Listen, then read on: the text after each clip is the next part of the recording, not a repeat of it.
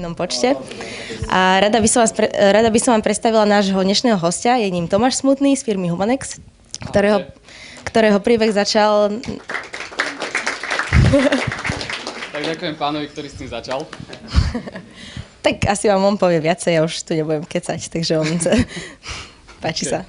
Dobre, díky, Luizi.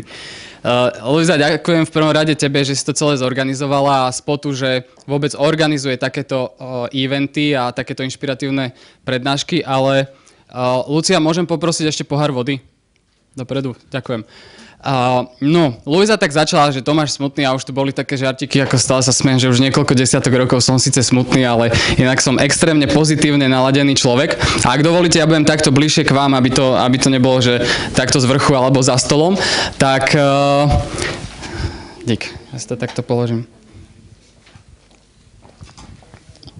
Takže ešte raz, volám sa Tomáš Smutný a momentálne som dvoch firiem. Jedna je firma Humanex, ktorá zabezpečuje akcie a ktorá je asi tá, o ktorej sa najviac budeme baviť, lebo tá druhá je v podstate také naše zatiaľ len polročné baby. Ale poviem aj o tej druhej, že ako sme začínali. Ale v prvom rade by som chcel, a je to asi vhodné na tomto fóre, si s vami všetkými tak potýkať, že keď sa aj budete pýtať, tak kľudne si týkajte, lebo minule som bol rozprávať na gymnáziu a keď mi 20-roční chalani hovorili, že prosím vás, a vedeli by si nám povedať toto a toto, tak mi to prišlo dosť divné, lebo všetci sme mladí ľudia a tak je to prirodzené. Tak mohli by sme začať asi tým, že by ma zaujímalo, aby som vedel, ako napasovať tú prednášku. Koľký z vás už reálne podnikajú? Dobre, dobrá skupina. Čiže taká 1/4, možno trošku viac. Koľký z vás chcú podnikať? Dobre. To je taká polovica. A taká štvrtina, čo nezodvihla ruky, tak tí majú radi dobré pivo, ktoré tu majú na bare, čo? Dobre, tak... Môžeme začať asi tým začiatkom. Totižto ja som začal síce na vysokej škole študovať a podnikať, ale ten môj začiatok a to očakávanie možno aj takého biznis príbehu prišlo už na strednej škole. Ešte jedna dôležitá vec, že keďže nás je tu toľko, tak bol by som radšej, keby som rozprával možno takých 30 minút, dajme tomu, a potom by sme radšej hodinu venovali vašim otázkam a voľnej diskusii, že čo všetko vás zaujíma, aby ste si odnesli z toho naozaj to, čo potrebujete možno aj pre váš príbeh a pre vaše podnikanie.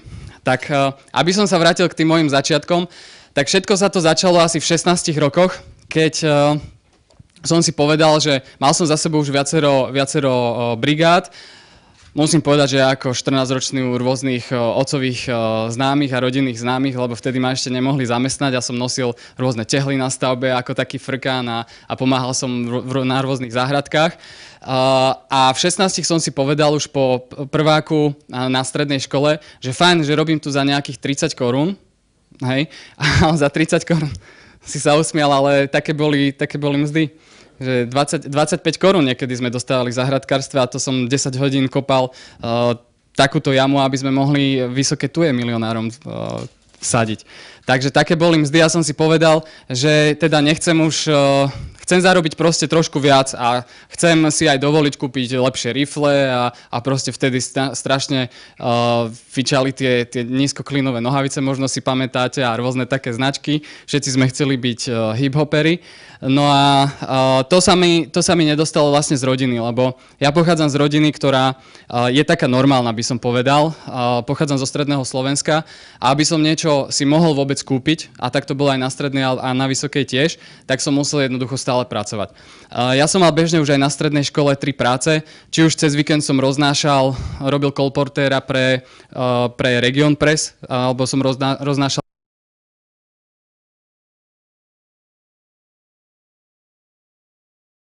záhradkárstva.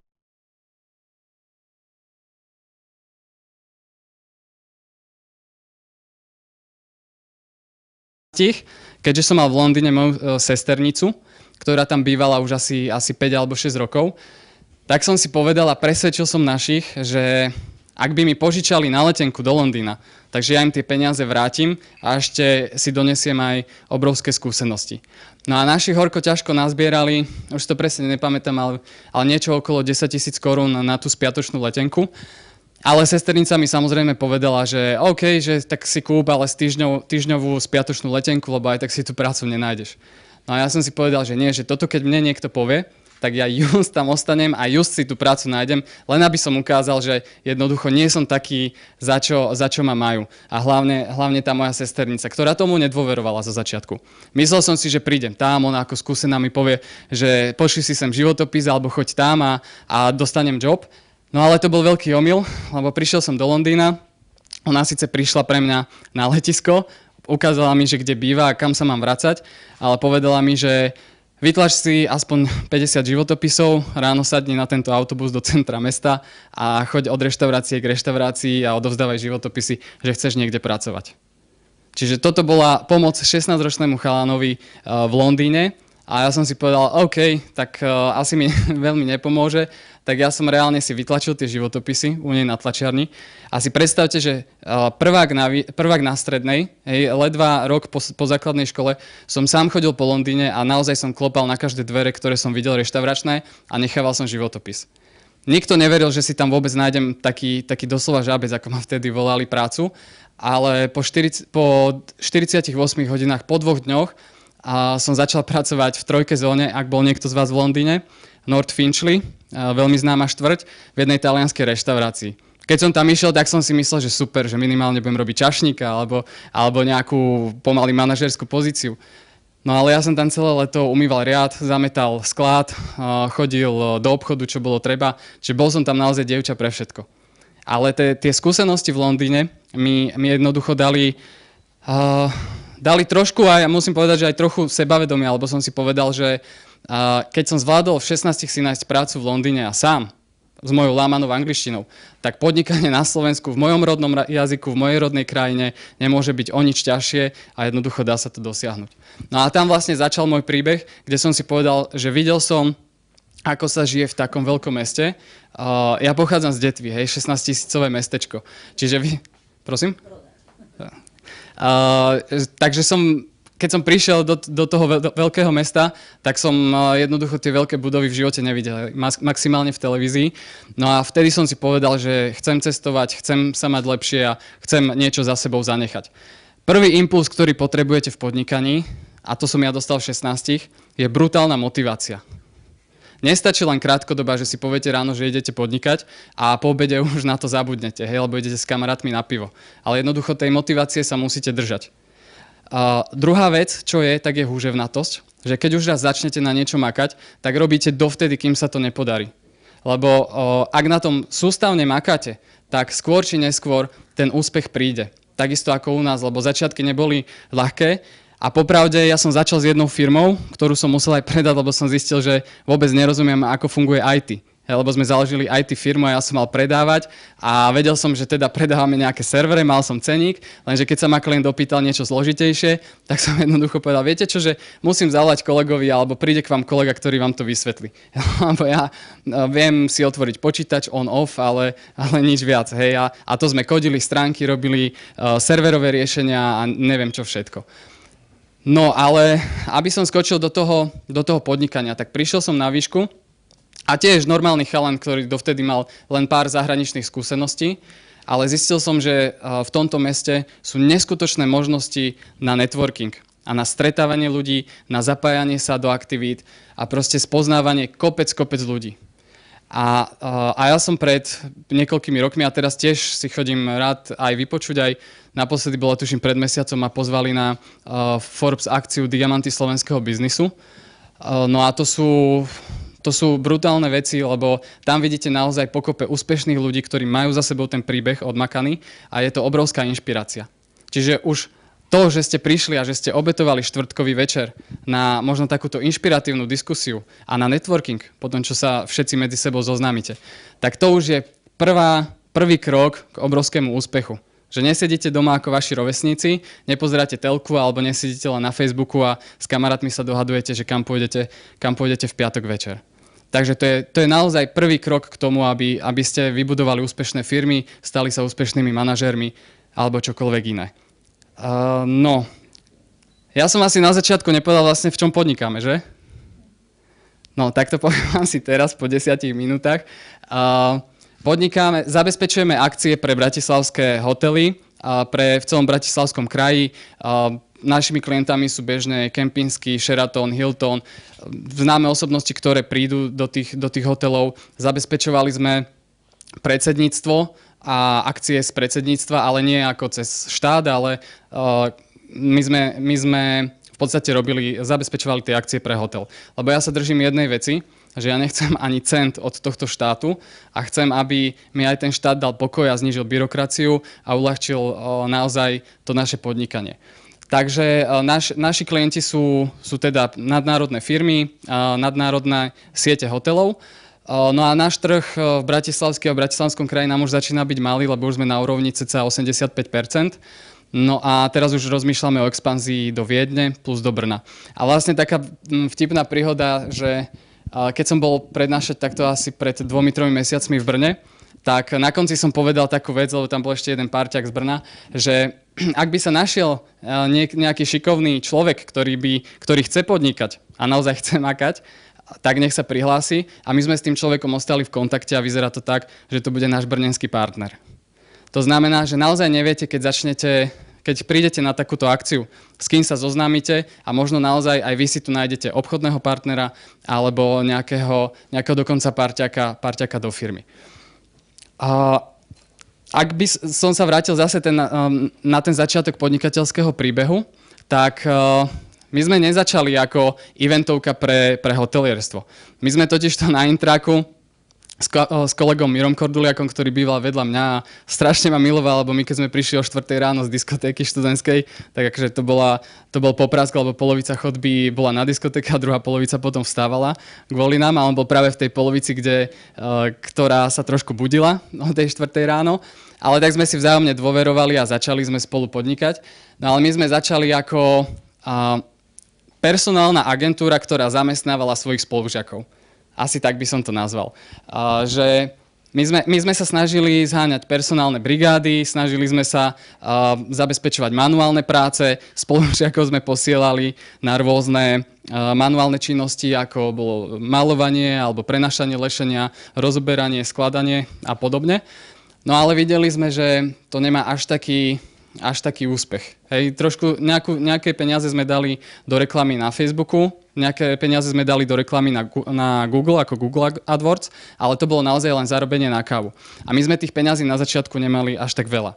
Zaujímavé v tomto príbehu je to, že stretávam sa teraz s názorom, že keď nemám desiatky tisíc alebo stovky tisíc eur, tak nemôžem začať podnikať. A to možno si myslí aj veľa ľudí z vás, že jednoducho nemáte dostatočný kapitál na presne ten projekt, ktorý by ste chceli dosiahnuť alebo ktorý by ste chceli zrealizovať.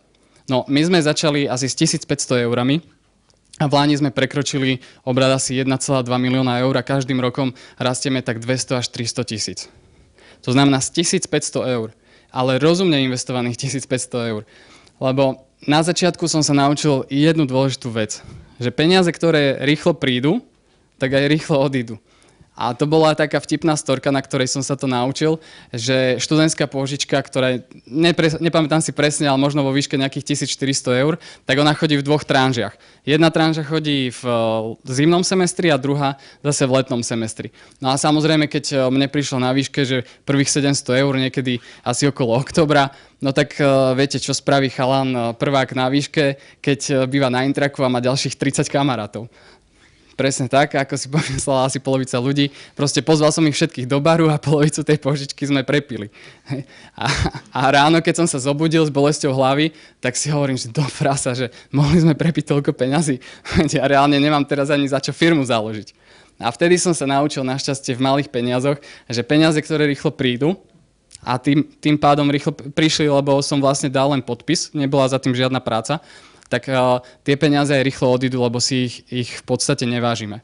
A toto je problém veľa začínajúcich podnikateľov, ktorí aj so šťastím prídu k väčším peniazom a kúpia si hneď drahé luxusné auto, a kúpia si nejakú dovolenku, lebo chcú zbaliť nejakú babu a potom nemajú na zimné gumy a auto im stojí v garáži cez zimu. A poznám kopec takých, hej, aj z môjho okolia a určite aj vy poznáte takýchto ľudí. Takže naozaj každé 1 euro, ktoré zarobíte na začiatku, Nemínajte, ale preinvestujte. My sme taktiež, všetko, čo sme zarábali, tak sme dookola investovali. My v podstate prvé 3 roky museli sme vybavovať kontokorent, lebo samozrejme, keď máme toľko zamestnancov, tak a splatnosť faktúry je takých 30 až 50 dní, tak samozrejme vás čakajú mzdové náklady, aj po nejakých 15 dňoch, ako 15. deň v mesiaci. DPHčka vás čaká a tým pádom potrebujete prefinancovať dosť veľký balík peňazí. A my sme reálne 3 roky stále lízali kontokorent, ktorý bol na úrovni, 70 až 100 tisíc eur, lízali od spodu. Hej, lebo my sme stále, každý peniaz, čo sme zarobili, sme investovali. Investovali do nového človeka šikovného, hej, investovali do nejakého materiálu, ktorý potrebujeme a podobne. A tým pádom sme celkom rýchlo rástli a sme stabilizovali tie oddelenia. A keď sa nám podarilo rásť vďaka 2 veciam, naozaj len vďaka 2 veciam, a to je húževnatosť a proklientský prístup. A slovo proklientský prístup si prosím vás zapamätajte, keby malo, čo je len jednu vec ste si mali odtiaľto odniesť, tak to je proklientský prístup. Ten musí byť v každom podnikaní. Či máte reštauráciu, či máte bar, či máte coworkingové centrum, či máte akúkoľvek inú firmu. Tí klienti, musíte im výjsť v ústrety, lebo ak im nedáte to, čo potrebujú, tak oni idú ku konkurencii a ak raz stratíte takéhoto klienta, tak jednoducho on už bude stále nakupovať v podstate u konkurencie. A ten proklientský prístup bol u nás, aby som dal nejaký príklad. Tak napríklad na začiatku, kým sme ešte nemali dosť zamestnancov, ktorí manažovali jednotlivé divízie, tak ja som ešte bol na tom internáte, ako som hovoril, prišli sme o 4 ráno z diskotéky a ráno o 6, o pol 7 mi volala manažérka jedného hotela, že pán Smutný, že neprišli nám chyžné, akože upratovačky, my tie hotely aj upratujeme. No a teraz si predstavte, že po takých 2-3 hodinách spánku máte riešiť chyžné, že neprišli a že čo vlastne treba. No ale ja som mohol som povedať, že áno, že vyrieším to, položiť telefón a mohol som spať ďalej. Ale my sme jednoducho v tých časoch vstali, dali sa dokopy a tú situáciu sme riešili. A my sme reálne tých ľudí, ktorí neprišli, nahradili ďalšími. A to je jedno, že či nám zavolali o 6 ráno alebo o 10 večer. My sme vždy všetko spravili podľa toho, ako chcel klient.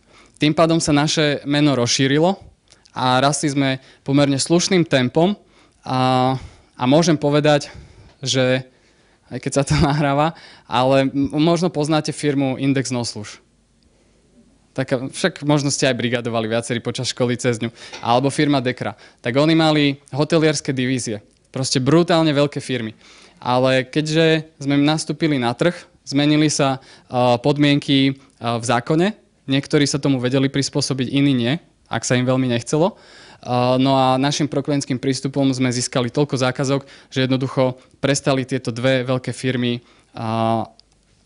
viesť hotelierské oddelenie. To znamená, že k nám potom prešli všetci ostatní klienti a momentálne na trhu neexistuje taká veľká konkurencia, respektíve neexistuje konkurencia skoro vôbec. Sú len takí, dajme tomu, že čašníci, ktorí majú kamarátov a ktorí dodávajú za pár šupov možno ľudí, aby išli, aby zabezpečovali tie akcie. Ale reálne, vďaka tomu, že sme mali proklientský prístup a že naozaj sa snažíme výjsť klientom v ústrety, tak reálnu konkurenciu v cateringových službách v hotelierstve nemáme. No, ale aby som nezdržiaval až tak, skúsme dať nejakú otázku, ak máte. Ak nie, tak poviem potom ešte nejaké také vtipné storky, aby sme tu nepospali všetci. Áno? Ako si získal prvého veľkého klienta? Tým, že som mal viacerých malých. Lebo to je presne stratégia, čo sme rozmýšľali, že mali by sme napríklad na to, aby sme zobchodovali veľkého klienta. Hej? Prvý náš klient, jeden pomerne veľmi slušný hotel, tak bol hotel, na ktorom sme sa viac menej učili, lebo bol proste prvý a išli sme do druhého, do tretieho.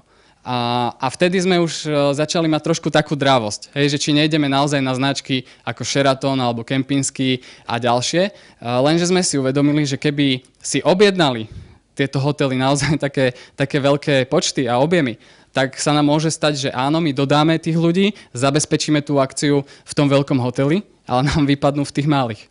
A tým pádom by bol oheň na streche. Čiže my sme si povedali, že radšej potrebujeme vždy zastabilizovať, a to je veľmi dôležité. Zastabilizovali sme vždy každého klienta, a keď sme si vytvorili dostatočné ľudské kapacity, dostatočné zdroje, tak vtedy sme išli obchodovať veľkého. A nemyslím si, že veľkého klienta by sme získali bez toho, aby sme mali dobrú referenciu od tých malých. Tak v podstate začíname aj teraz na rakúskom trhu, že sa snažíme získať malých klientov a postupne sa prepracovať až k tým veľkým. No.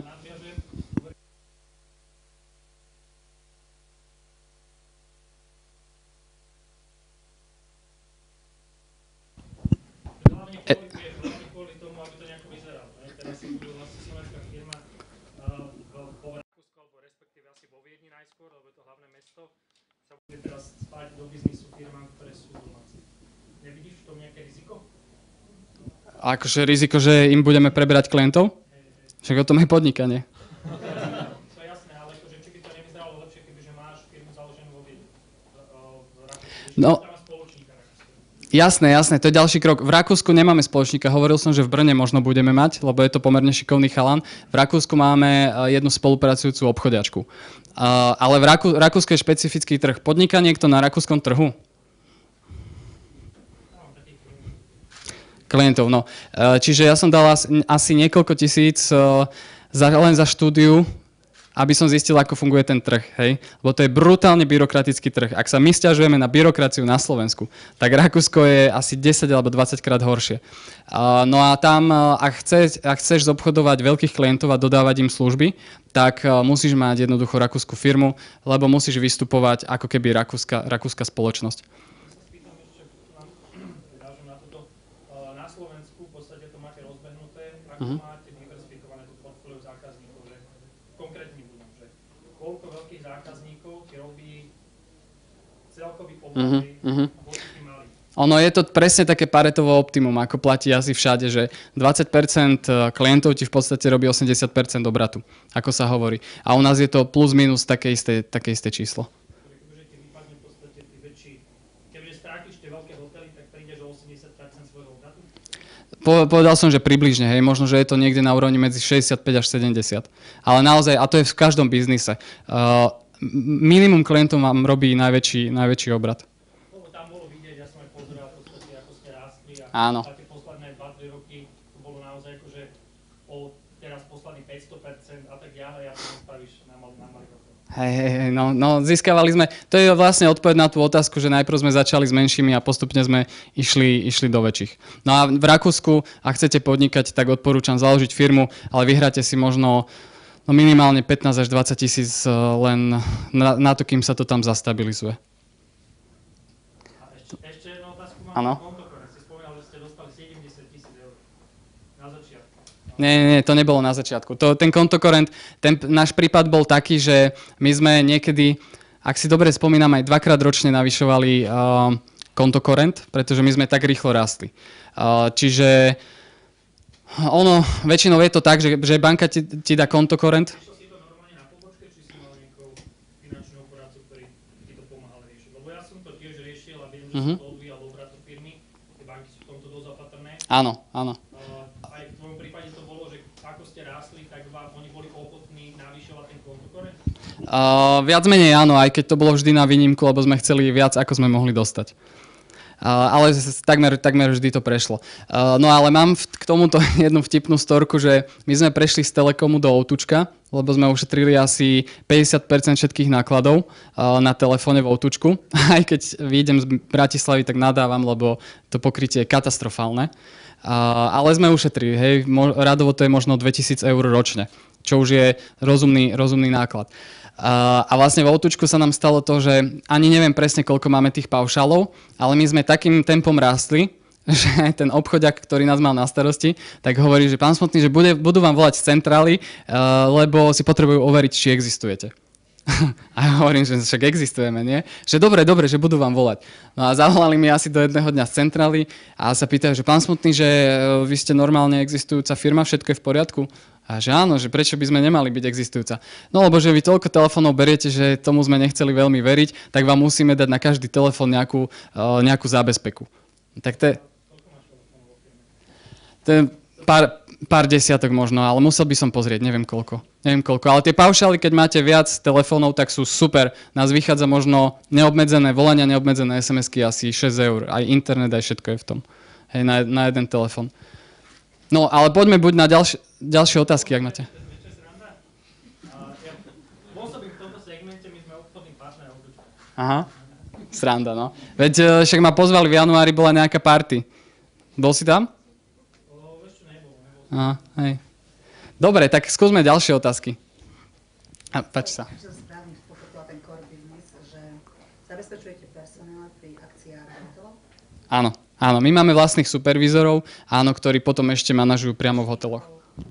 Áno, ono to tak funguje, že vlastne hotely majú svoj stav, ale keď tam majú veľké akcie, že napríklad pre 500 ľudí, tak áno, presne tak. Páči sa.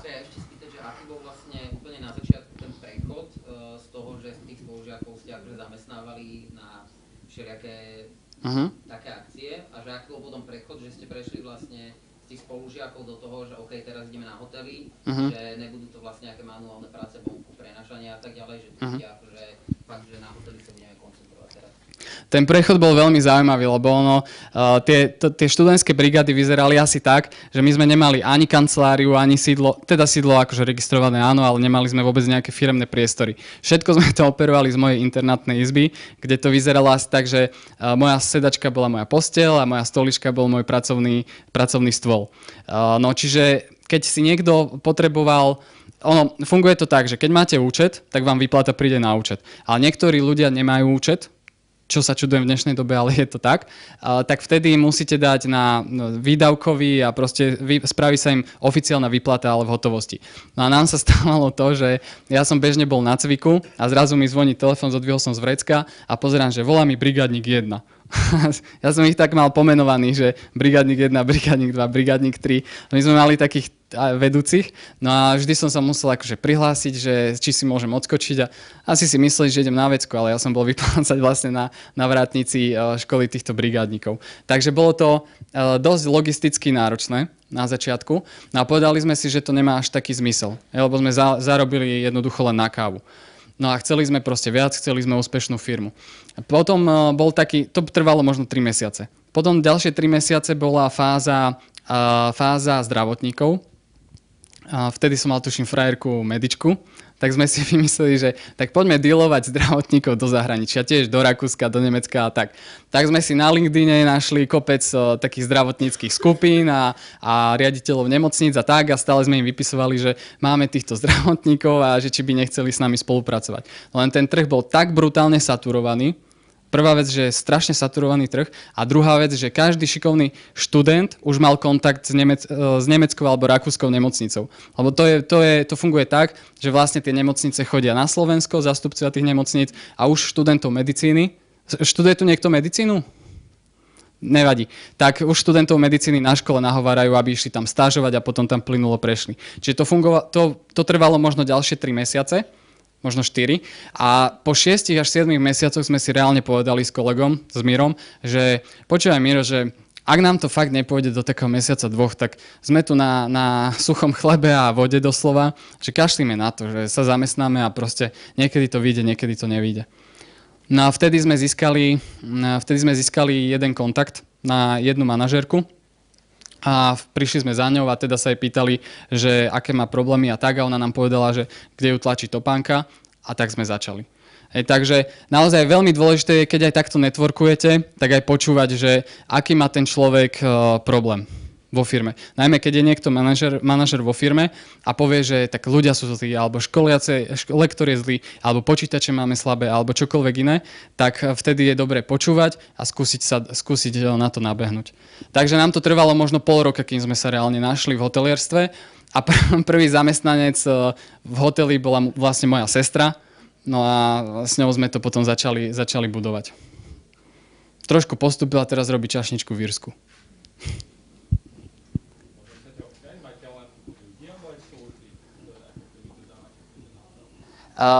Služby asi tým štýlom, že keď napríklad potrebujú upratovať hotel, tak sa snažíme všetko s tým spojené, hej, od vozíkov cez chémiu a dokonca my sme chceli celý ten housekeeping, čo je jedna divízia hotela, tak teraz sa snažíme rokovať trošku, aby sme vlastne pokryli kompletne všetko, od vrchu až po úplný spodok. Takto funguje niekedy v zahraničí, že dokonca aj housekeeping manažer nie je hotelový, ale je priamo z tejto firmy. No a vlastne druhá firma, čo máme Movex, tak tá sa venuje sťahovaniu a sťahovanie firiem, sťahovanie súkromných osôb a bežne sťahujeme aj, dokonca minulý týždeň či 2 týždne dozadu sme sťahovali belgickú firmu, ktorá sa sťahovala do Pezinka. Tak to, a išiel celý kamión, tak som sa aj čudoval, že teda z Belgicka sa sťahuje sem firma. Môžem sa ešte spýtať, čo si študoval? Hospodársku politiku, tu na ekonomickej. No to je inak často a veľa ľudí sa ma pýta, keď sú takí mladší, že študenti, že či má zmysel študovať. No to je taká typická otázka u nich a ja im vždy poviem, že áno, ale že vždy robte niečo popri škole.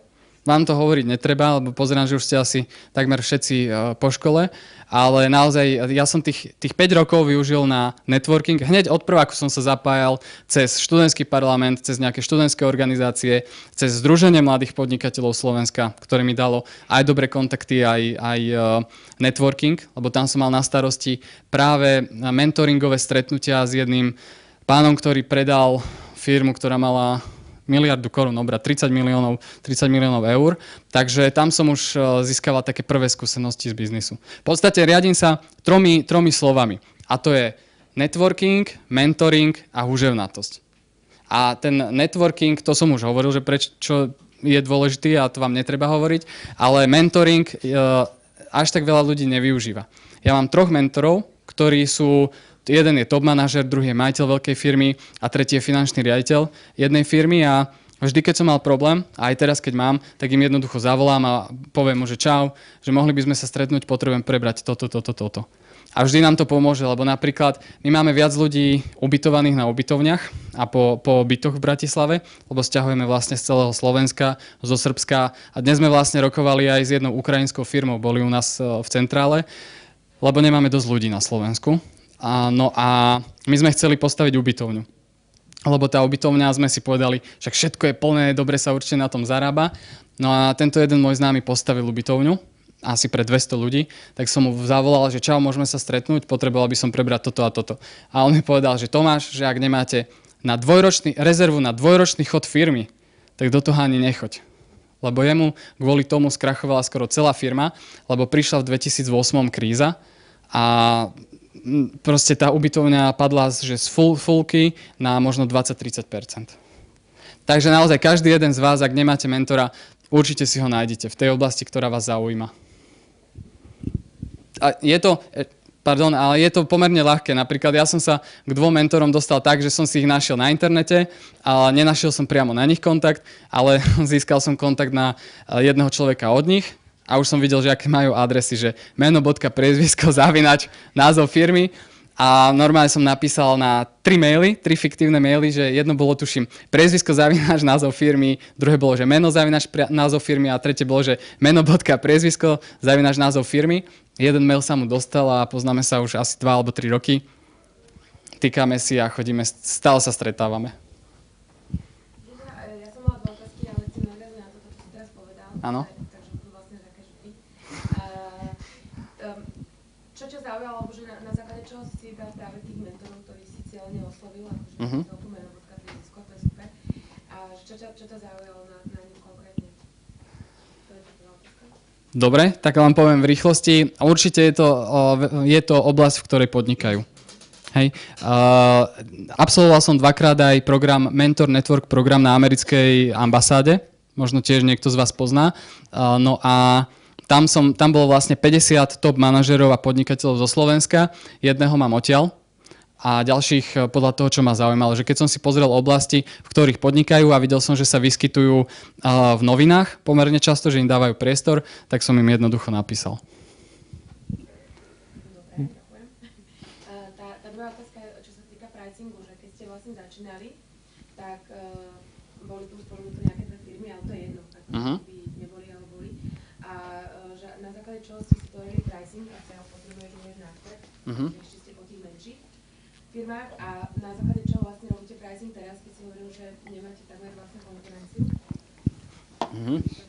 No to je taká zakrná otázka, čo? Že či zneužívame, že sme monopol. Ale sa to natáča, tak nemôžem povedať. Nie. Tá cenotvorba na začiatku bola veľmi ťažká, hej, lebo my sme nemali ani skúsenosti. Ale ono to funguje tak, že keď viete trošku s ľuďmi, tak keď sa s nimi rozprávate, tak poviete nejakú cenu. Hej, a vidíte, ako sa zatvárili. A už viete, že máte ísť hore alebo dole, alebo keď prevráti oči, tak viete, že možno to ani nedostanete. Takže podľa toho sme to trošku naceňovali, ale samozrejme zistili sme, že sme pod cenou. Hej, lebo pre nás sa to zdalo, že super, že aká marža, ale pre firmy, ktoré majú štruktúru, a to sme napríklad my teraz, tak pre nich to bolo málo samozrejme, lebo potrebovali uživiť 3 levely, hej, ako u nás. No takže prvého klienta, možno prvých 2, možno 3 sme zobchodovali nižšími cenami, ale potom sme dali vyššie ceny ako konkurencia. V upratovaní tých hotelov máme jednu takú významnejšiu konkurenciu, kde si ten trh delíme približne na polovicu. No a tam máme vyššie ceny, možno aj o 15% a stále podnikáme. Takže ak chcete... Takto, ja som skôr zastanca. Vyššie ceny, ale kvalitné služby. Hej, napríklad v našom odvetví sa v poslednej dobe začali vo veľkej miere dovážať. Akože začalo sa spolupracovať s Ukrajincami a oni síce vám budú robiť veľa, hej, len je tam zase slabšia služba, lebo nerozumejú po slovensky, nevedia s nimi komunikovať a takisto, keď robia viac asi ako je povolené zákonníkom práce, čo niektoré firmy robia, tak v podstate nie je tá služba taká kvalitná, lebo tí ľudia už nevládzu. Hej, takže nie je dôležitá cena, ale je dôležitá kvalita služby. Áno. Teraz to máme približne na rovnakej úrovni a my sme v podstate v Lani nevedeli nájsť dostatok ľudí, lebo sme mali tie ceny možno rok a pol staré a sledovali sme, že trh práce sa vyvíja tak dynamicky, že to bolo brutálne. Hej, my sme aj o 70 centov na hodinu dvíhali brigádnikom niektorým študentom. Teraz má brigádnik v čistom možno aj 4 €, niekedy aj viac.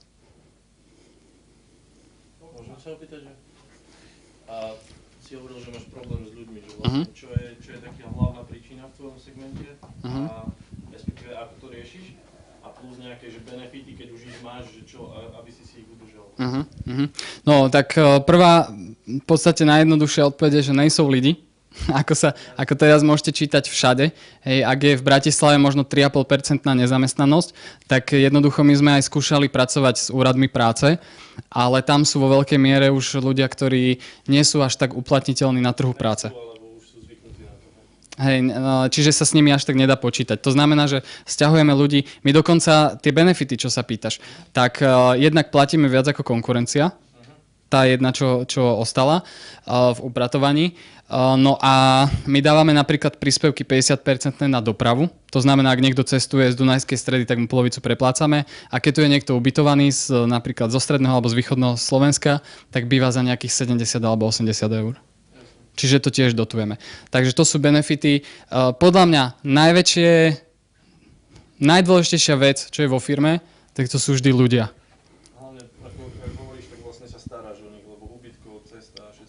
Presne tak, presne. To sú akože tie pozície, ktoré sú priamo u klienta. A u nás vo firme, tak samozrejme tam musí byť vzdelávanie. Akurát teraz, keď som odchádzal sem, tak sme ešte riešili cenové ponuky od školiteľských firiem.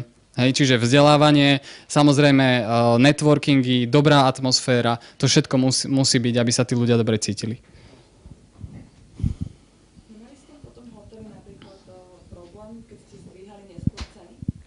No jasné, že mali, len vedeli... Ako ste to dokázali, aby vlastne ste ich si udržali napriek tomu, že tie ceny stále zdvihli ste? Aha. No, stalo sa vám niekedy taká vec, že ste chceli niečo kúpiť a bolo to až také lacné, že ste si povedali, že radšej nie? Stalo sa vám to. No a jednoducho tí riaditeľe hotelov tiež vedia približne, kde sa pohybuje trh práce, kde sa pohybujú ceny tých služieb. Čiže keď sme aj zdvihli ceny a vysvetlili, že ak chceme kvalitných ľudí, potrebujeme spraviť toto. Ak chceme kvalitné služby, potrebujeme spraviť toto. Tak oni to viac menej pochopili. Áno. Ty si spomínal, že máte vlastne 7 hotelov a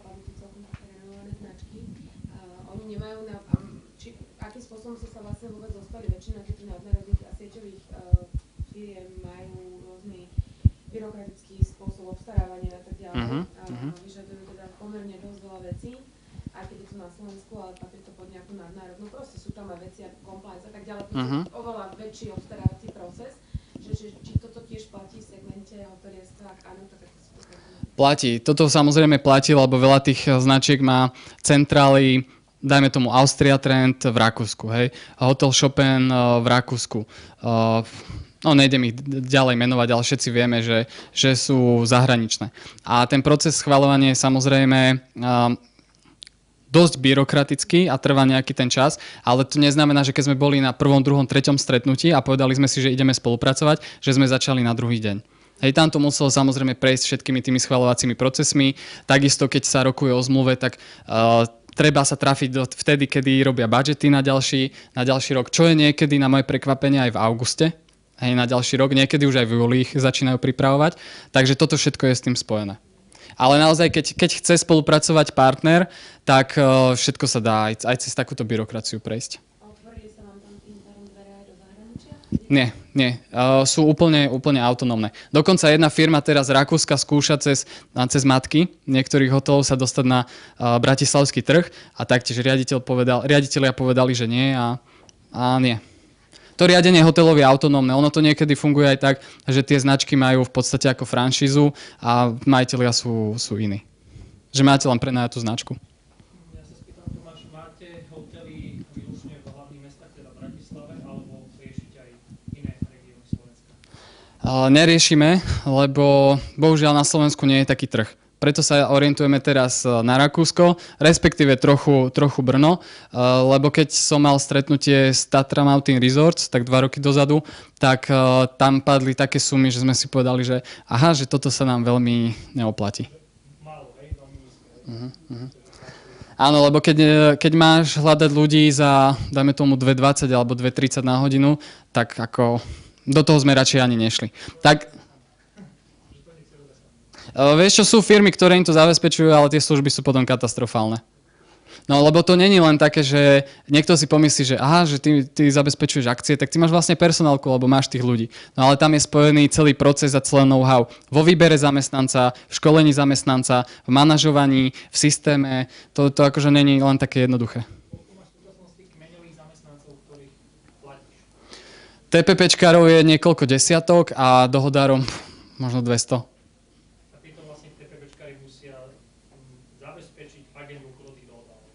Nie.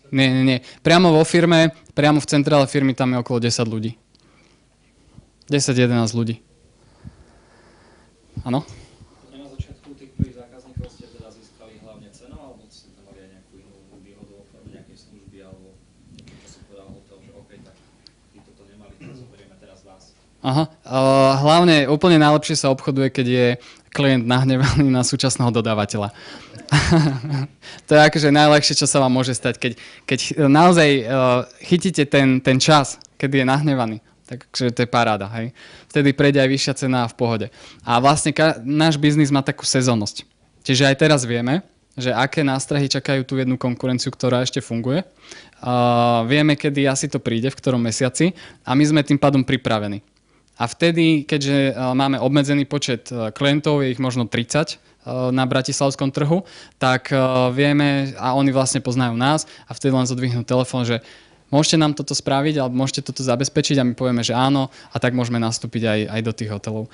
Takže na začiatku tam bolo len obrovská snaha, obrovské chcenie a tá cena bola samozrejme dôležitá, ale si myslím, že to, že videli, že chceme a že sme im hneď aj prvé akcie zabezpečili, tak to je pre nich viac. Napríklad sa nám stalo, že asi druhý alebo tretí hotel, ktorý sme mali, bol Hilton a my sme mali vtedy, možno 20 zamestnancov. A volá mi, vtedy v Hiltone bola ešte aj jedna firma, ktorá už neexistuje a volala mi manažérka, že pán Smutný, že vypadli, respektíve tá súčasná firma nám nedodá toľko a toľko ľudí, že môžete nám ich na štvrtok zabezpečiť? A to bol asi útorok. A ja sa pýtam, že v pohode, že koľko? A ona, 53. A ja si pamätám to číslo doteraz, lebo mal som nahlas telefón a kolega Miro, tak tento počul a ten mi tak kýva zdesený, že nie. A ja som sa tak usmial a hovorím, jasné, zajtra vám ich potvrdíme. Položil som a Miro, že tebe drbe. Akože, ako máme 20 zamestnancov, ako máme ďalších 30 kvalitných zohnať.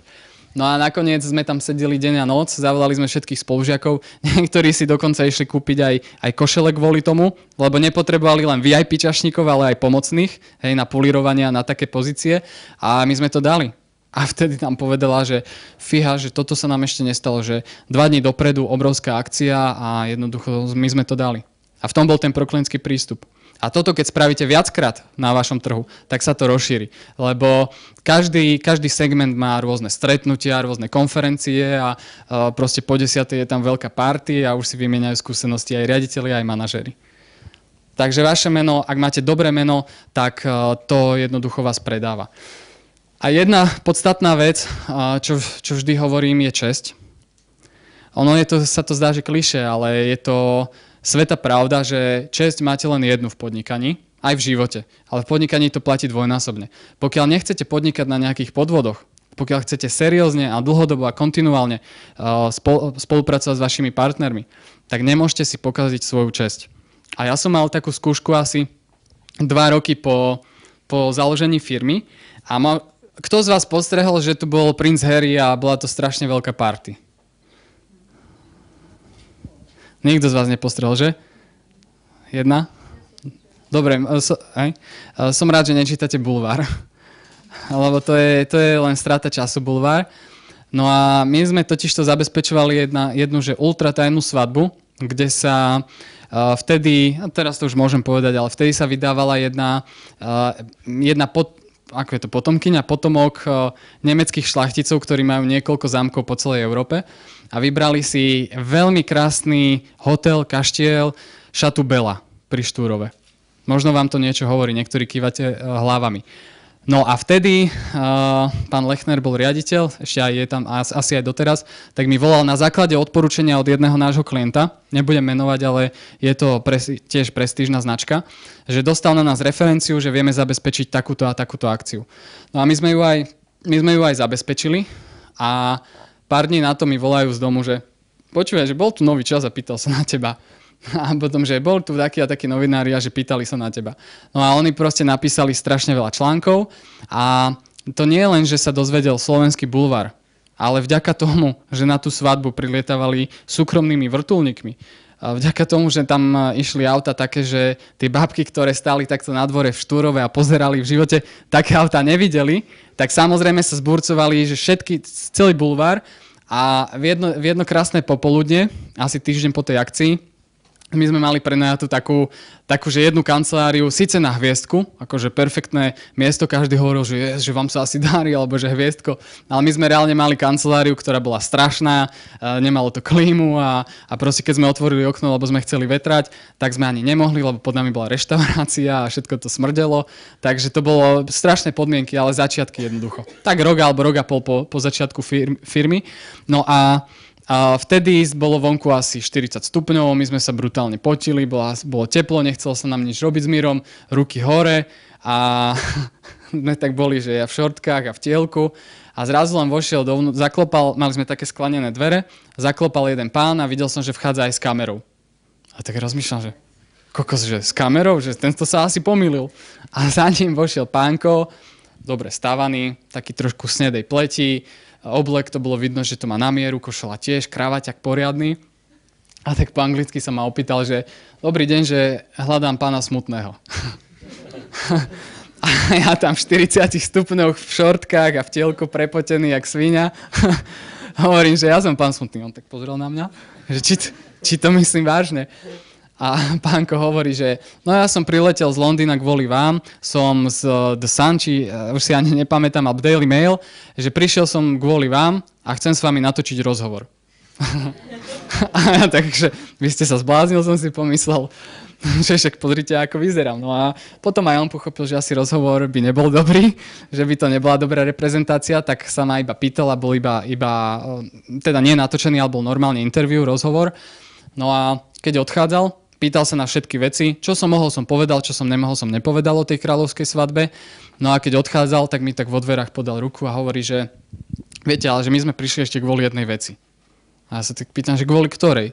A on, že vieme, že máte fotky opitého princa Harryho. A ja, že to je nejaká novinka pre mňa.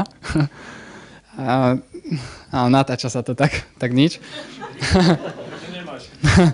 Ale hovorím, že samozrejme, že nemám, že to nie. A on, dobre, že 10 000 libier za každú jednu. A tak 10 000 libier. A sa mi tak pretočili tie doláriky, ako v rozprávke býva. Áno, toľko nie zase. A asi tak po sekunde som sa spamätal a si hovorím, že došľaka Tomáš, že 10 000 libier, že rozmýšľaš vôbec nad tým, že by si predal fotky. Tak som mu povedal, že nie, že ďakujem. A on začal prihadzovať. A asi tretíkrát, keď prihodil, tak som povedal, že choďte radšej preč z kancelárie. A on odišiel a mal ešte takú drzosť, že keď prišiel do Londýna, tak mi napísal mail a napísal ešte oveľa vyššiu sumu. Hej, na ktorú som mu ani neodpísal a potom pochopil, že tie fotky naozaj že nie sú na predaj. Ale to je jednoducho otázka cti a otázka toho, že či chcete naozaj podnikať v tom segmente natrvalo. Lebo keby som raz predal tie fotky, tak ja si síce zarobím vtedy slušný balík peňazí, čo bolo pre mňa vtedy brutálne veľa peňazí. Ale jednoducho by som stratil česť a trh by sa to dozvedel, lebo tie fotky by boli naozaj, by vedeli, že to je vlastne od našich ľudí. No a toto si zapamätajte, prosím vás, že ak aj sa dostanete do takejto situácie, nikdy sa nenechajte zlomiť, lebo skôr či neskôr sa aj tak dojde, že ste to spravili vy a skôr či neskôr vás ten trh jednoducho odsúdi. A chcete podnikať poctivo. No a my sme tie fotky nepredali. Bol síce rozhovor, ale len taký fádny, ktorý pár ľudí aj čítalo, ale čakali, že budú tie fotky. No a jednoducho, toto je veľmi dôležité, že tú česť máte naozaj len jednu. A takýchto príbehov bolo kopec, len neviem, či by bol čas na to všetko. Tam sa nepodpísuje nejaká jazdáčka? Áno, aj v tomto prípade to nebolo, ale máme akcie. My zabezpečujeme napríklad aj Globsec. A máme akcie, kde keď sú naozaj prominentní klienti, tak musíme dávať údaje či už ministerstvu vnútra alebo informačným službám, ktoré nám povedia, že OK, že títo môžu prísť, títo nie a tak. Čo sa týka staffu, ako zamestnancov, že sú preverovaní. Kompletne všetci, ktorí tam budú mať vstup. Ja s Parťakom sme asi výnimka, no keď máte teda firmy. Kľudne sa pýtajte, že čo vás tak zaujíma. Nejaký napríklad rozsah tých hotelov, že keď sú to hlavne teda, že eventy, predpokladám, že také veľké akcie vedia dopredu, nemajú na to už nejakých zákazníkov, ktorí si objednávajú, ale napríklad také ad hoc, tak vy máte napríklad s nimi nejaký akože minimálny rámec ročný, alebo Nie. Ten biznis je strašne kolísavý, takže nikto nepodpíše zmluvu, že minimálny počet hodín. Aj keď sme samozrejme vymýšľali také kúlehy, aby sme získali, lebo často vo veľkých hoteloch sme sa striedali napríklad s konkurenčnou firmou ešte dávnejšie. A sme rozmýšľali taký odmeňovací systém, že jeden rok v tom mesiaci, keď odoberiete 1000 hodín, hej, tak všetko nad tých 1000 ďalší rok máte za bonusovú cenu, za zľavnenú a tak. Ale nikto vám nepodpíše. Sú to všetko rámcové zmluvy. čiže oni vás vždy oslovujú ad hoc, áno, keď máte nejakú objednávku za Ad hoc, ale pri našej veľkosti to je non-stop, hej. To keď chce niekto pracovať, že v nedeľu v noci alebo o polnoci, tak môže ísť. Keď chce niekto, ja neviem, vo štvrtok ráno, tak stále. Mali sme mesiace, kedy sme spravili aj 12 000 hodín. A niekoľko, možno 15 000 izieb. Možno 20 000 izieb. To sa týka toho upratovania, nie? Môžem sa spýtať, ako preferuješ, aký spôsob preferuješ komunikácie, keď napríklad ideš na nového klienta, alebo nie možno už teraz, keď už máš ako keby nejakú reputáciu, ale na začiatku, keď ste začínali, tak, lebo je mailová, je telefonická, je proste osobná, čo je proste... Jasné. Ako keby Jasné, najlepšia je osobná. človeku dostaneš, že takže... Na to sú tiež kľúčky. Tak, aby ti odpísal, alebo aby ti zdvihol telefón, alebo aby bol ochotný sa s tebou stretnúť. Na to sú tiež kľúčky, že keď je dobrý obchodník, tak prejde aj cez sekretárku, aj cez všetko možné, hej. A ja to doteraz učím našich. S jedným som sa rozlúčil minulý týždeň, ale tiež ich to učím. A úplne jedna vec je výborná. v profesionálnej sieti a to určite poznáte a volá sa to LinkedIn. Poznáte, že? Tak to využívajte na maximum. Ak sa chcete zamestnať, majte tam perfektný životopis, zapájajte sa aj do konverzácií opäť v oblastiach, ktoré vás zaujímajú. Ak chcete podnikať, cez to si môžete nájsť dobrých biznis partnerov. Hej, napríklad práve hotel Hilton bol taký, že našiel som si manažerku z toho hotela cez LinkedIn a napísal som jej, že máme také služby a že či by sme sa mohli stretnúť, ale jasné, že dajme kávu.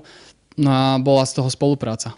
Takže je dobré nájsť, a LinkedIn je dobrý v tom, že tam majú väčšinou súkromné adresy. To znamená, že tie maily naozaj čítajú. Ale preferujem osobnú spoluprácu. Dokonca aj teraz niekedy sa stáva, že idem okolo nejakého klienta a stavím sa a nechám si ho zavolať, čo len na minútu. Ale nechám si ho zavolať. A takisto napríklad v sťahovacích službách, tak tam sme zaviedli jednu vec, že všetky potenciálne zákazky nad 300-400 eur, tak vždy chodí náš zamestnanec na obhliadky. Lebo s tým človekom si potrebujete vybudovať osobný vzťah. A to je jedno, že sa sťahuje trojizbový byt za 500 eur, alebo sťahujeme firmu za 10 alebo 15 tisíc. Hej, stále je tam osobný vzťah, prídete na obhliadku, podáte si ruku s tým človekom. A to je nezaplatiteľné. A potom kľudne sa vám môže stať aj také, že keď sme rozbiehali sťahovku, tak ja som prišiel na jednu z prvých zákaziek to naceniť, lebo však vtedy sme nemali žiadnych zamestnancov. Ja mám taký postup, že všetkým novým, čo začíname, všetkými pozíciami si ako keby prejdem.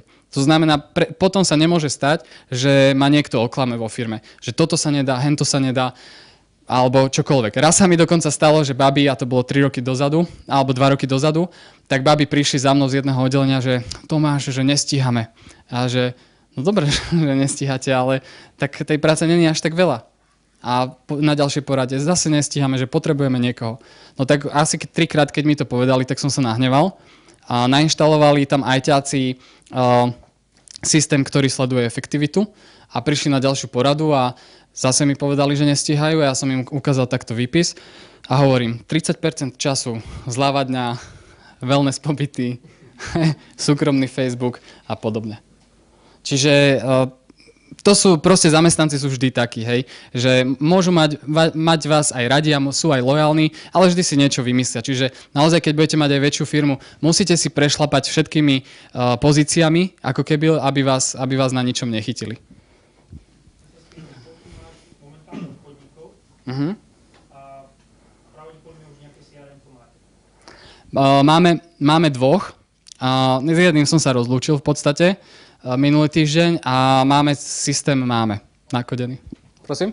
Kedy si vlastne začal riešiť tú otázku toho CRM-ka, kedy už to začalo prerastať toľko tej zľavu, že si povedal, že toto potrebujeme? Vieš čo, naša výhoda je, že úplne na začiatku sme všetko riešili v Exceloch.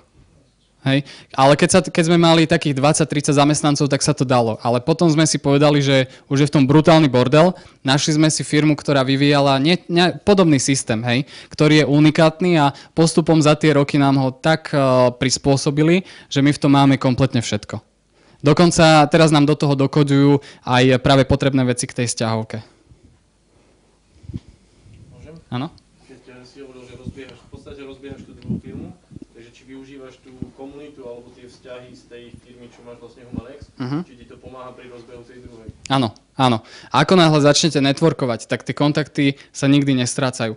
Akurát s jednou babou sme sa bavili na začiatku, že poznám jej bývalého, respektíve ona sa priznala, že to bol jej bývalý a sme sa bavili o tom, že tie mosty sa jednoducho nepália, že nemá to zmysel. A nám sa to stalo aj pri 2 klientoch a pri jednom tak, že som povedal, a veľmi škaredo som povedal vo vnútri firmy, že končíme, že od zajtra im nedáme nič, absolútne nič, aj keď neboli pripravení. Lebo na ich strane bol problém, ale nikdy som to nekomunikoval priamo vonku, hej, že proste oni schybili. Vymenil sa tam manažér a ten klient prišiel za nami znova. Hej, a začali sme spolupracovať. A to isté platí aj vo vzťahu, že na networking, keď networkujete, udržiavajte tie vzťahy, pýtajte sa ľudí a hlavne počúvajte. Počúvať je najdôležitejšia, aj keď veľmi ťažká, ale veľmi dôležitá vec. No a vďaka tomu, že som tak stretával ľudí a pohyboval som sa v takej aj biznis komunite, tak sú niektorí moji známi aj teraz s klientami. A nie mali, lebo tí moji známi sú aj že generálni riaditeľia veľkých firiem a tiež takú jednu firmu budeme sťahovať o mesiac a to je tiež zákazka cez 10 000. Kedy prišla tá keď sme sa začali nudiť s Humanexom.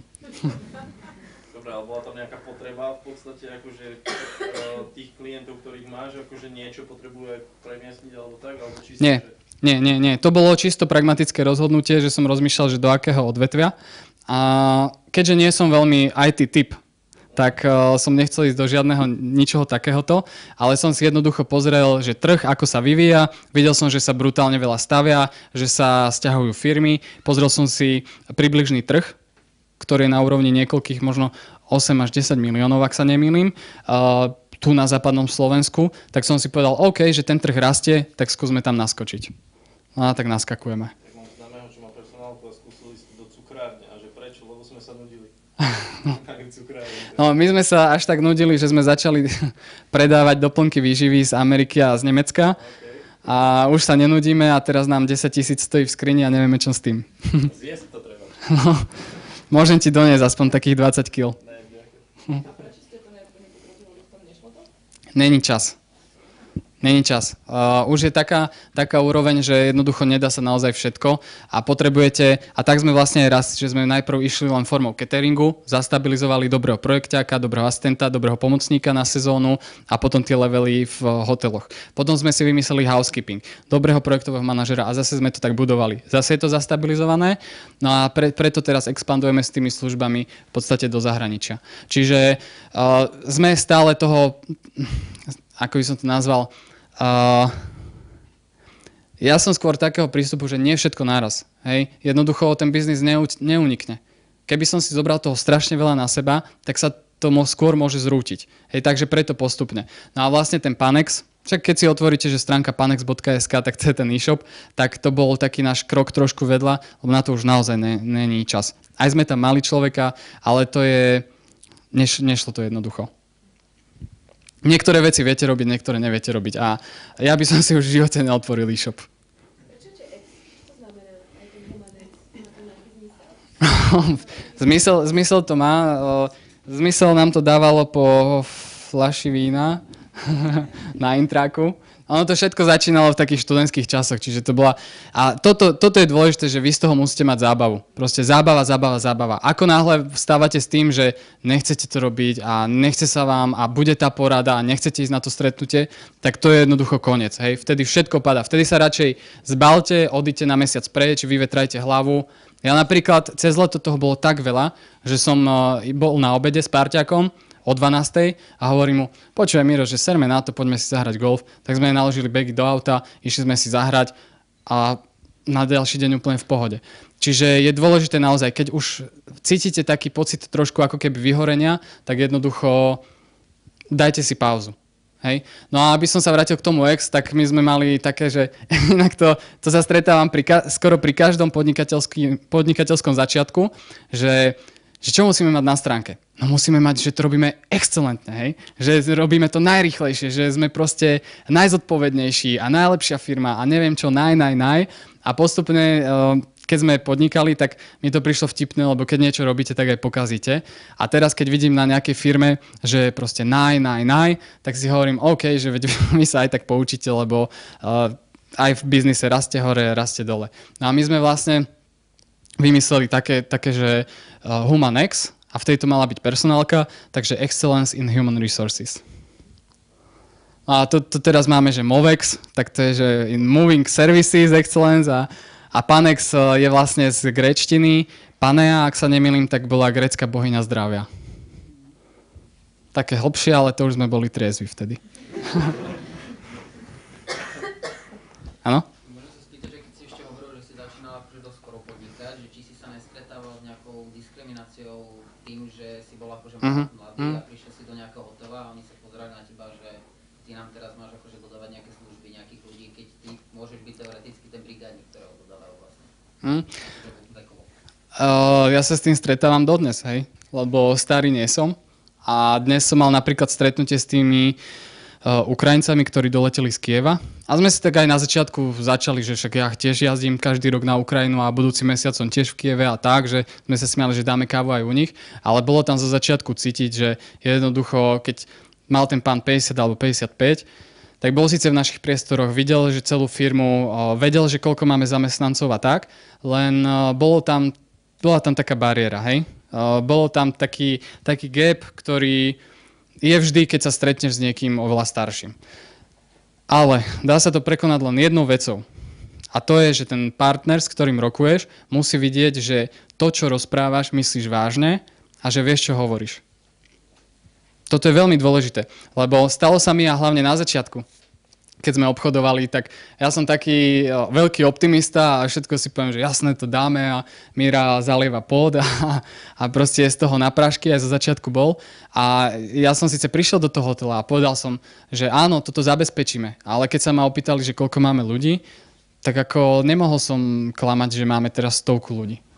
Hej? Takže, ale teraz už keď viem, čo robím, keď máme nejaké skúsenosti, máme nejaké úspechy, tak už to je jednoduché. Takže netreba sa báť, hej. Ja som mal zamestnancov bežne, najstarší zamestnanec bol tesne pred 60-kou a musel som ho prepustiť. A spravil mi vo firme taký prúser, naozaj taký prúser, že sme za to aj pokuty dostali, ale čo spravíš, vieš? Môžem ešte, že ako dealuješ s tými prepúšťaniami vlastne? Aké je to tebe osobne? S niekým sa rozlúčiť alebo tak? Či to riešiš? Vôbec mi to nerobí, ja to riešim, vôbec mi to nerobí problém.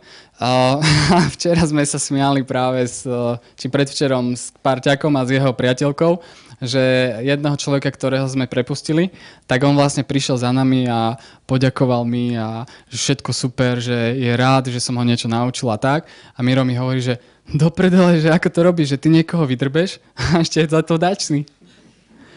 Takže ja si myslím, že keď chceš podnikať, tak toto je prirodzená súčasť toho. Hej? Ale také prvé prepušťanie, alebo tak nemal si s tým problém taký, vieš, osobnostný, alebo tak trošku? Vieš čo, pri prvom ani nie. Ani neviem, ktoré to bolo popravde. Možno aj moja sestra. Čiže to nebol problém. Ale samozrejme sú ľudia, s ktorými si spravíš veľmi dobrý vzťah a tí sa prepúšťajú ťažšie. Ale vždy to treba uhrať do toho, že nikdy nevieš, kedy sa stretnete znova. Ako aj tá pani, čo som hovoril, tá staršia pani, mimochodom mzdová účtovníčka, čo je veľmi dôležité, aj pri toľkých zamestnancoch, spravila nám prúser, no ale však nevynadaš tomu človeku. A takisto aj všetkým boli ľudia, ktorí odchádzali z firmy a spravili prúser. No ale nikdy sme sa nerozišli tak, že si nevieme prísť na meno. Asi... Taký problém, nie že problém, ale máte takých typologicky zaujímavých zamestnancov. Som tak povedala politicky korektne, že nechcem to úplne prirovnávať akože k stavbarine, ale nech to povedať, no asi sú to nie úplne ľudia s nižším vzdelaním? No áno, chcela som to povedať ešte jemnejšie, ale v podstate áno. No, pri takom počte, čo máme, tak práve s týmito sa ja už absolútne nestretávam. A napríklad ja teraz dosť často s mojou organizáciou jazdím po Slovensku. Inak, veľmi dôležitá vec, chcel som to povedať na záver, ale aby som nezabudol. Každý jeden z vás, ak si splníte sny, tak si tie sny splníte vďaka tejto spoločnosti, v ktorej žijete. A treba časť toho úspechu odovzdať ďalej. A to je jedno, že či formou mentoringu, ako ja mám viacero mentikov, alebo formou toho, že prispiejete na charitu, alebo vediete nejaké občianske združenie, alebo len vymalujete preliesky. Hej, to je jedno. Len nebuďte takí, že iba zarobíte a proste kašľate na všetko. Hej, treba tú časť nejakú vrátiť naozaj späť. A teraz späť do reality. No, že jednoducho, ako sa nastavuje tam tá komunikácia, že asi to sú to ľudia, ktorí buď teda sú to študenti, ale takže dobre, to sú ešte vysoká škola neznamená nejaké vedíce sa výkladovku, ale skôr hovorím, že v tomto segmente asi pracujú skôr takí jednoduchší ľudia. Ako ktorí, samozrejme, niektorí sú takí, hej. Ale stretol som sa aj s tým, že prišiel vysokoškolský učiteľ, ktorý mal asi 3 alebo 4 deti, mal nejakú exekúciu a on reálne mi plakal v kancelárii, že on nechce odísť, že jednoducho on bude pracovať a proste chce tam ísť a všetko, hej, s týmto spojené. A nebol jediný, ktorý plakal, hej, keď odchádzal. No ale jednoducho, keď v podnikaní musíte byť niekedy brutálny pragmatik, lebo si vyberáte, že či prežije firma, hej, alebo či vyhodíte nejakého človeka. To znamená, že ak by ste nevyhadzovali takýchto ľudí, tak vám nemusí prežiť firma a príde o prácu násobne viacej ľudí. Takže nikdy som nemal problém niekoho vyhodiť, nikdy ho nebudem mať problém, lebo nevyhadzujem ho preto, že sa mi nepáči. Ale preto, že buď není prínos pre firmu, aby šlapal ďalej a ťahal aj ostatných, alebo robil niečo veľmi zlé. To, že spraví niekto u nás prúser a my sme naplatili už pár pokút, tak to není pre mňa nič zlé, hej, ak sa ten človek poučí z toho. Dokonca sme im to nikdy ani nezosobnili. Nikdy. A to boli v rádovo v tisícoch tie pokuty. Tak asi hej, keď makajú, možno ešte aj teraz pracujú. Snáď. Vlastne nie som tam, tak možno ani nie. Nie, napríklad u nás je taká filozofia, že nie je dôležité, aby si tam sedel do 5, ale jednoducho, aby robota bola spravená. Lebo nemá význam držať zamestnancov, ktorí tam budú sedieť a budú sa tváriť, že vždy, keď ideš okolo, tak rýchlo si zapnú a niečo robia. Hej, to nie sú dobrí zamestnanci. Ale kľudne, keď si to stihne spraviť skôr, nech si ide niečo vybaviť. Ale keď treba robiť, tak nech robí aj do 7, do 8 večer. Napríklad my máme rozdelené, že sezónu a mimo sezóny. A cez sezónu to je, že masaker, lebo v piatok o 8 ešte niekedy ostávajú v práci. Skoro všetky mesiace okrem januára, februára. Nie. Top sezóna je september až koniec roka a potom veľmi silná je ešte marec až jún. A v poslednom období je aj leto dosť silné, čo nebolo. No, tak akože to je tak, že napríklad cez top sezónu spravíte 12 000 hodín, hej, plus tie izby a plus všetko ostatné a mimo sezóny spravíte 6 000 alebo 7. Čo tiež nie je málo, ale je tam dosť veľký skok. A ako hľadáte ľudí, ktorí budú pre vás pracovať cez nejaké personálky, alebo oni sa vám sami hlásia, alebo ako hľadaš kvalitných ľudí? No, to je veľmi ťažké. Ako to, keby mi niekto poradil, tak mu zaplatím za to. Napríklad, keď príjmam niekoho do firmy, tak keď príjmam priamo kvázi na centrálu, tak vtedy sú 3 kola. Prvé kolo, podľa toho na akú pozíciu, ale väčšinou 3 kola. Prídu mi životopisy, buď mi ich niekto vyselektuje, že poviem, že aké sú podmienky, alebo si to spravím ja, aj keď mi to trvá tie 2 hodiny, ale si to spravím. Potom mám veľmi krátke kolo telefonické, to znamená rýchle 4 otázky, rýchlych 5 otázok, čo stihnem za minútu a pol a vidím na tom, ako reaguje ten človek, ako komunikuje, či má nejakú skúsenosť, či vôbec vie, že na akú pozíciu si poslal životopis. To je inak veľmi smerodatné, hej. Ak vám bude volať nejaký personalista z firmy a vy nebudete vedieť, že vlastne na akú pozíciu ste si poslali životopis, tak akože celé zle. To vás asi nezoberú. No čiže to je prvé kolo. A druhé kolo, stalo sa vám to, že? Asi nezamestnaný, čo? To som aj nechcel, tuším. Inak toto sú najlepší ľudia, hej. Nechcú tam ísť robiť, ale pošlú životopis. Hej, a potom sú ešte jedni dobrí, že keď majú úplne prázdny životopis, tak mi tam napíšu, že moja sestra sa volá Martina. Hej, môj otec Jozef, moja mama, fakt. Čiže stretol som sa aj s takýmto. Ale potom som sa stretol aj s takými, že projektová manažérka a na fotke mini bikiny z pláže a si hovorím, no tak hľadáme iné prednosti. Takže to je prvé kolo, druhé kolo je potom u nás normálny pohovor, že si sadnem s nimi na 15 minút sám a potom zavolám z príslušného oddelenia a tretí pohovor, keď sa neviem rozhodnúť, že si zavolám ešte 2 ľudí. Inak, veľmi dôležitá vec. Kvôli nedostatku času som párkrát nechal vo firme vybrať niekoho iného a tých ľudí sme veľmi rýchlo prepustili. Čiže keď si budujete firmu a ste ešte tak ako my, taká, že nie veľká, až taká veľká firma, dbajte si na výber zamestnancov, lebo firma, naozaj to, že ryba smrdí od hlavy, to je v niečom pravda. A to isté aj vo firmách. Podľa toho, aký je výkonný riaditeľ alebo aký je konateľ firmy, tak podľa toho funguje aj celá firma. Na čo dávaš pri výbere zamestnanca taký ten kľúčový? Vieš, každý hovorí, že cech má chuť alebo tak, že čo je tvoje také, že vtedy ho beriem. Akože veľmi dôležité, Luizi, končíme? Veľmi dôležité je to, že či ten človek chce. U mňa je jedno, že či je absolvent, alebo či má 40 rokov, alebo 50, ale naozaj či chce. A napríklad absolvent, hej, ak má jednu pozíciu, alebo 2 pozície počas vysokej školy, aj to, že robil júl-august a potom ďalší rok júl-august, tak takého nevolám ani na prvé kolo. Hej, ale keď vidím, že on pracoval a ešte aj cez strednú školu pracoval a má skúsenosti, aj zo zahraničia, dajme tomu, tak to je výborný adept. Prácant, áno. Áno. No a ešte dôležitejšia vec je, si myslím, že chémia. Lebo stali sa mi aj také pohovory, že sedela kočka oproti, taká 30-tnička, no a po 10 minútach mi okrem pracovných skúseností začala rozprávať, že vlastne ju ten frajer ani nebaví a... A vyzerala dobre inak. Vyzerala dobre, hej. Alebo z jednoho sme... No, možno to, dúfam, že to nebude pozerať, lebo robí... Bola na pohovore a...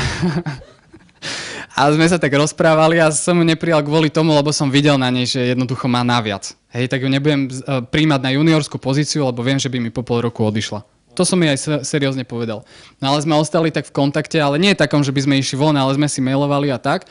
A potom asi tak po 3 mesiacoch mi príde mail, ktorý preposielala moja kolegyňa, že pán Smutný, vtedy sme si týkali ešte, lebo bola nová, že pán Smutný, že prišli podklady z toho hotela, že príďte mi to schváliť. Pozerám a že to meno mi je nejaké známe. A ona sa zamestnala na pozícii nie u nás, ale na pozícii v podstate u jednoho obchodného partnera a teraz keď niečo nesedí s fakturáciou, tak sme v kontakte. Hej, takže nikdy neviete, no vtedy... Networking opäť. Presne tak. A takýchto storiek je tiež strašne veľa.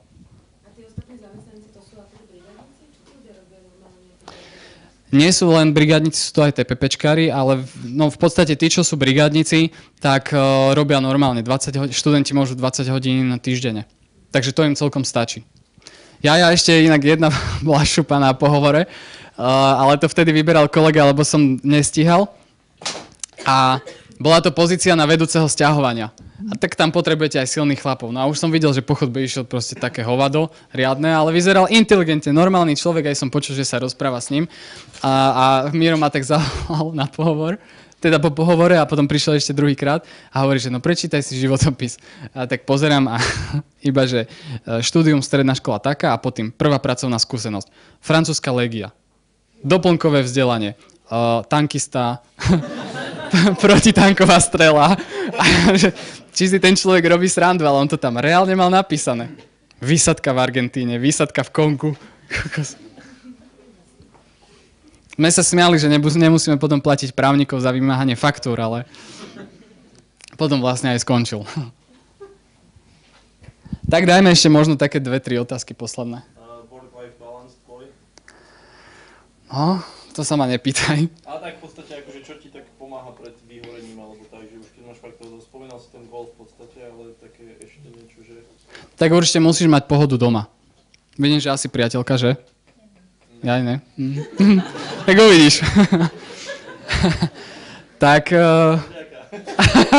Aha. Ty si prisadol k nej, že? My sme tu spolu ako v podstate, ale kamoši. OK, dobre. Takže musíš mať pohodu doma, hej. Keď ťa má kto dobiť doma všetkými možnými spôsobmi, tak je to super. Hej. Ale niekedy naozaj, ako som povedal, že sme si tak povedali na obed, že poďme proste do prdele, tak ideme. A treba, aj sa to hovorí, že ako work hard, play hard, tak sa to hovorí. No a teraz v podstate ja každý mesiac, každý druhý niekde, napríklad budúci mesiac idem do Kieva pozrieť na niekoľko dní, o 2 mesiace zase do Toskánska, potom príde leto a zase nejaké... Cestovanie máš v podstate. Cestovanie, hej. Čítaš aj nejaké knižky, alebo mohol by si niečo odporučiť?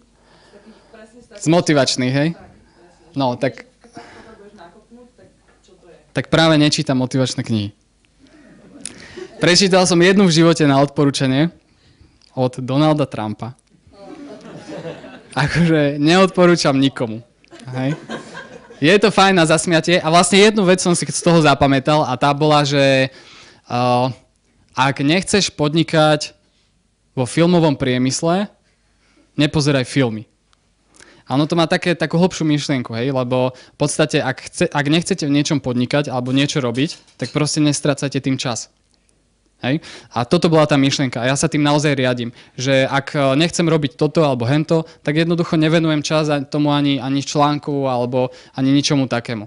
No a motivačné knihy teda odporúčam, akože keď niekto je brutálne vyhorený, tak fajn, ale Nečítal by som to, lebo poprvé, podľa mňa je to strata času, lebo sú tam samé bullshity napísané a každá kniha je rovnaká. Hej. To, že niekto napíše, že treba vstať o 6, treba si zacvičiť, netreba Facebook, treba sa dobre naraňajkovať. Na Startup som čítal včera taký článok. Tak si hovorím, OK, ale to je verejne známa vec. Ale najdôležitejšie, čo je spraviť ten prvý krok. A to je to najťažšie v živote. Hej, že rozhodnúť sa, idem do tohto, alebo idem to spraviť. Že? Že je to tak. A to je to oveľa dôležitejšie ako tieto motivačné veci. Lebo človek musí byť namotivovaný a musí mať z toho celého zábavu. My sme si kúpili taký minigolf a keď ste prišli do firmy, tak vidíte celý bar a my jednoducho máme z toho takú zábavu, že niekedy, keď je viac času, tak zostaneme a vypijeme nejakú whisky popri tom minigolfe a zabávame sa na tom a spomíname na to, aké boli zážitky. Takže tá zábava a treba spraviť ten prvý krok. No a tá motivácia musí byť vo vnútri jednoducho. Musí byť aj vo vnútri, ako knižka vás nenakopne. Ak sa chcete nakopnúť, buďte radšej s ľuďmi, ktorí sú možno optimisti, alebo ktorí vás dokážu tak namotivovať, nakopnúť, ale hlavne sú z odvetvia, v ktorom chcete pôsobiť. Hej? Cítite sa s nimi dobre, ale rozoberajte. Ja keď chcem podnikať, tak sa stretávam najmä s ľuďmi, ktorí sú z biznis prostredia. Lebo on mi povie, tam je taký problém. A vlastne tak sme prišli aj na to, že jeden klient, ktorého budeme sťahovať, tak on nám povedal, že je to totálne veľká firma, ale že brutál veľká. A mali problém, lebo nechceli si v podstate na upratovanie brať firmu, nechceli zákazku na sťahovanie, nechceli potom od realitky, aby im zohnala priestory, ale chceli to všetko v jednom. Hej, a takých firiem sú možno 3 alebo 4 na Slovensku. A my sme zistili, že vlastne neexistuje tu služba, ktorá by toto všetko spájala. To znamená, ktorá by spájala, že veľká firma sa vysťahuje, potrebuje dať do pôvodného stavu tie priestory. Potom sa niekam nasťahuje, aj to potrebuje poupratovať. Potrebuje to presťahovať celú tú firmu. Hej, potrebuje tam spraviť facility management, zabezpečiť možno recepciu a podobne. No a teraz sa chceme pustiť práve do takéhoto biznisu. Čiže to, že tí ľudia vás nakopnú, a ešte vám možno aj niečo odporúčia, poradia. Ak máte Filipa, tak z toho spravíte novú službu na trhu. Ak sa chceš zabávať, prečítaj z toho Trumpa, bolo to zábavné. Výborne. Zabudol som povedať to B, lebo toto bolo to A. Ale to B je vec, že odoberáme kompletne všetky časopisy a magazíny, ktoré sa týkajú podnikania a zamestnávania a biznisu celkového. Aj keď nájdem potom takú kvopku ešte v tých euroobaloch, či v čom to je, lebo není často čítať.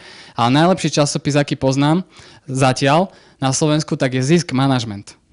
Pozná ho niekto z vás? 1, 2, 3 sa prihlásili, že áno. A to je naozaj dobrý časopis, lebo tam sú rozhovory s biznismenmi, tam sú s manažérmi rozhovory a ten sa oplatí čítať. A Forbes, ten síce odoberám od začiatku, odkedy je na Slovensku. Niekde tu bola aj reportérka, ak sa nemýlim. Ešte je tu? Jasné. Tak Forbes som odoberal od začiatku, odkedy vznikol, ale to je také lifestyleové čítanie. Hej. Toto skôr napríklad Forbes skôr namotivuje podľa mňa ako motivačná kniha. Tak dajme tu poslednú nejakú, aby som vás nezdržiaval. 4,5 asi. No, preto my sa pripravujeme na krízu práve tým, lebo sme rozmýšľali, že či kúpiť napríklad nehnuteľnosti, hej? Lebo tým, že sú naši zamestnanci na ubytovniach, tak zbytočne akože platíme ubytovni. A rozmýšľali sme, tak kúpme nejaké 2 byty, hej, alebo 3 byty. No ale keď sú také ceny, aké sú, tak jednoducho peniaze odložíme a potom, keď príde kríza, tak vtedy sa skúpia nehnuteľnosti. Tak dajte ešte poslednú nejakú. Tak motivačná, lebo táto nebola až taká motivačná. Ja sa spýtam možno, keď si vravel, že na začiatku ste sa snažili hlavne o kvalitu. Akým spôsobom sa dá preraziť, pokiaľ je veľa už nejakých ďalších firiem, ktoré to robia 10, 20, 30 rokov, ako sa im dá vôbec konkurovať tým know-how? Možno je to hodno, myslím si trošku inak, ale... To sú dve veci spojené. Jedno je, že ako konkurovať takým firmám a druhé know-how. Keď začínaš v niečom a chceš konkurovať takým firmám, tak nemáš práve to know-how. Hej, ty si toho človeka musíš zaplatiť. Ako my sme si zaplatili na facility management, ktorá je ďalšie možno portfólio, ktoré začneme rozbiehať. Ale ako konkurovať firmám? Tiež, keď prídeš niekam na stretnutie a nemáš že tých klientov 3, hej, že máš obmedzený trh, ale máš ich viacej. Tak jednoducho prídeš k jednému, aj keď spravíš prúser na tom stretnutí, o pol roka si ťa nebude pamätať. Hej? A to je dobre tak spraviť prieskum trhu. To nevadí, že ti zle dopadne to prvé stretnutie. Choď za klientom, ktorý ťa až tak nebude bolieť, ak ho nezískaš. Ale zistíš, ako funguje trh. Napríklad dnes sa nám stala jedna taká vec. Práve tým, že som vyhodil toho obchodiaka, neviem, kto sa pýtal, tak som potreboval doriešiť jednu zákazku. A zobral som si to na starosti ja. Tiež firma, ktorá sa sťahuje do Twin City. A volal som tej pani, ktorá to má na starosti a ona je office manažerka, ak sa nemýlim. Povedala mi, že áno, ste horúci kandidát, ale ešte sa rozhodujeme. A keď mi niekto povie, že sme horúci kandidát, ale ešte sa rozhoduje, tak to závaňa tým, že tú zákazku nedostaneme. A som sa jej opýtal, že ale slušne, že na čom sa teda rozhodujú. A ona mi povedala, že viete, že to není akože ani ocenia, ani tak, ale potrebujeme si ešte doriešiť nejaké veci. Normálny človek by povedal, dobre, že budem čakať, ďakujem, do počutia. Ja som jej 3-krát zopakoval otázku, len inou formou, a na konci mi povedala, že viete, že prečo si nechcú zatiaľ vybrať nás? Že sťahovacia firma nemá tak dlho založenú svoju entitu. Hej? Pritom, keď som jej vysvetlil, že my vlastne fungujeme už skoro 5 rokov na trhu, keď som jej vysvetlil, že koľko ľudí zamestnávame, aké máme referencie a toto všetko, tak povedala, aha, že dobre, že toto poviem riaditeľovi. Čiže je extrémne dôležité komunikovať stále s tými ľuďmi a dostať sa k tomu jadru. Hej? Lebo nie každý človek chce povedať hneď na začiatku na tom stretnutí, že čo ho trápi, alebo kde je problém v spolupráci alebo podobne. Čiže aj to je cesta, že keď ty prídeš na to stretnutie, jednoducho snaž sa zistiť čo najviac a počúvať čo najviac. A keď poznáš trošku kľúčky, ako pracovať s ľuďmi, tak sa dostaneš k tomu, že vieš preraziť aj na trhu pomerne saturovanom. Určite by som nešiel do trhu, ktorý klesá. Je ťažšie ísť do trhu, ktorý stagnuje, lebo tam si musíš odkrojiť z koláča, ale je dobré, úplne najlepšie ísť do trhu, ktorý rastie. A dnes sme v dobe, kedy naozaj rastie asi všetko. Rastie naozaj asi všetko. Čiže je jedno, že v čom chcete podnikať, stále tie služby dajú sa spraviť lepšie. Dá sa spraviť lepšia obsluha v tej kaviarni, dá sa spraviť lepší startup, či ako sa to volá, startup, dá sa hocičo všetko spraviť lepšie. Dobre, už aby som vás nezdržiaval, čo? Už chcete ísť niekam na pivo. Či nie? Dobre, ďakujem pekne. Luizi, ešte raz aj za spoluprácu a organizáciu. Držím vám všetkým palce. Tí, ktorí ste sa prihlásili, že podnikáte, tak nech sa vám darí. Ešte možno posledná otázka, že kto z vás už má zamestnancov? 3. Dobre. Tak držím palce, nech sa to teda rozvíja a vám ostatným naozaj nech sa vám vydarí to podnikanie. A ešte, ak sa vás môžem opýtať jednu vec, tak na podobných stretnutiach, keď ideme aj ja z organizácie alebo aj niekto ďalší, tak my robíme takú hravú vec, že meráme náladu v spoločnosti. A pýtame sa napríklad ľudí, že keď chcú podnikať, tak prečo, alebo keď nechcú podnikať, tak prečo. Že či im vlastne tá komunita pomáha alebo nie. Tak ak vás môžem poprosiť, máme také papiere, má to 3 otázky, len zakružkovať smajlika a napísať, že či ste spokojní, čo by sa dalo zlepšiť a podobne. A bude to aj taký trošku feedback. A ak chcete ostať aj v kontakte, tak kľudne nechajte aj kontakt. Ďakujem pekne teda.